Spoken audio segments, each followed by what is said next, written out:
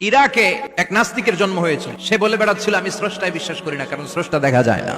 ইরাকের লোকেরা বলল আমাদের একজন ইমাম আছে, নাম নুমান ইবনে সাবিত। সবাই বলল তুমি যে স্রষ্টারে খুঁজে পাও না, আমাদের ইমাম তোমারে স্রষ্টা দেখায় দিবে। সে বলল ঠিক আছে, তাহলে তোমাদের ইমামরা আসতে বলো। কবে?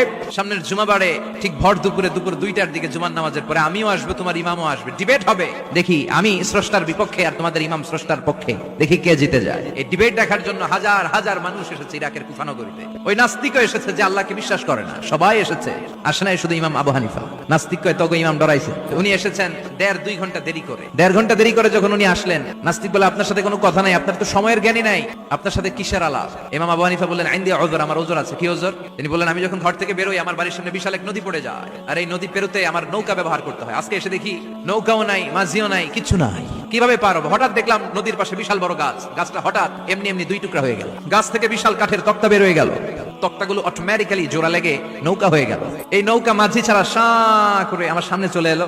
আমি নৌকায় বিসমিল্লাহ বলে বসে পড়লাম। হঠাৎ নৌকা আমারে টান দিয়ে ওপারে নিয়ে এলো। তারপর আমি আপনার এই ময়দানে ছুটে এসেছি। এই যে গাছ কাটা, তক্তা হওয়া, নৌকা হওয়া, মাঝি ছাড়া চলা, এই প্রসেসিং হতে আমার 2 ঘন্টা সময় লেগেছে। I am extremely sorry for that. আনা আসিফ জিদ্দান, আমি দুঃখিত। নাস্তিক নেতা বলে তোকে ইমাম গাঞ্জা খাইছে, মাথার তার সিরা নিয়ে যা। ইমাম আবু হানিফা বললেন ময়দানে আমারে গালি দিলেন কেন? পাগল বললেন কেন? তার সিরা বলে ডাকলেন কেন? মাজনুন শব্দ ব্যবহার করলেন কেন? মার্জিত ভাষা ব্যবহার করতে শিখেন। নাস্তিক বলে কেমন কথা আপনি বলেন?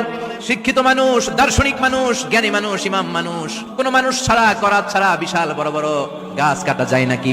মিস্ত্রি ছাড়া তক্তা বানানো যায় নাকি? মিস্ত্রি ছাড়া তক্তা জোড়া লাগে এমনি এমনি নৌকা হয় নাকি? মাঝি ছাড়া পানিতে নৌকা চলে নাকি? ইমাম আবু হানিফা বললেন now you on the right track. এই তো লাইনে আসছেন, এই লাইনে আনার জন্য তো এত গল্প। আপনার কথা থেকেই যদি ধরি, করাত ছাড়া গাছ কাটা যায় না, এমনি এমনি তক্তা হয় না, এমনি এমনি নৌকা হয় না, মাঝি ছাড়া নৌকা এমনি এমনি চলে না, তাহলে আকাশ কেমন করে এমনি এমনি হলো? জমিন কেমন করে এমনি এমনি হলো? দ্বীপ প্রহরের জলজলে সূর্যটা কেমন করে কিরণ দিল এমনি এমনি? আল্লাহু আকবার। কেমন করে নবমণ্ডল ভূমণ্ডল সৃষ্টি হলো? কেমন করে দিন শেষে রাত্রি আসে, রাত্রি শেষে দিন আসে? ওইটা যদি এমনি এমনি না হয়, মহাবিশ্বের এই সুন্দর বসুন্ধরার সবকিছু কেমন করে এমনি এমনি হয়? নাস্তিক কয় হায় হায়, আসলেই তো আমি একটা উল্লুক্কা পাঠা, আসলেই তো আমি হাদারাম, এইভাবে তো ভেবে দেখি নাই। আসলে তো এগুলো এমনি এমনি হয় না। Someone is controlling everything in the world. একজন মহা শক্তিধর মহা এমডি আছে, এমডি ম্যানেজিং ডাইরেক্টর, মহা ব্যবস্থাপক, সব ব্যবস্থাপকদের বড় ব্যবস্থাপক। চিৎকার করে বলেন তিনি কে? বিশাল এক ব্যবস্থাপক আছে, তিনি সব কন্ট্রোল করছেন। এতদিন পর্যন্ত আমি বুঝতে পারি নাই, আমারে মাফ করিয়ে দেন। আর পড়িয়ে দেন লা ইলাহা ইল্লাল্লাহু মুহাম্মাদুর রাসূলুল্লাহ সাল্লাল্লাহু